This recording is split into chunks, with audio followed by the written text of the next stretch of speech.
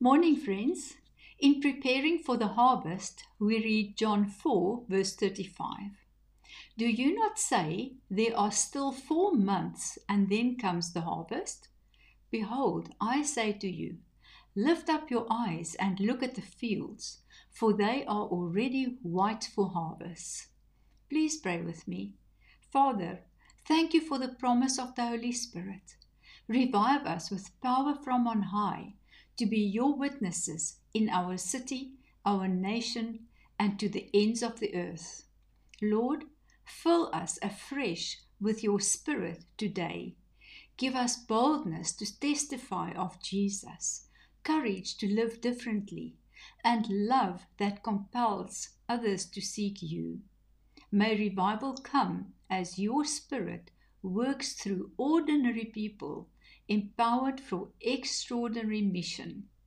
Lord, let your witness draw many to Christ. I pray this in Jesus' name.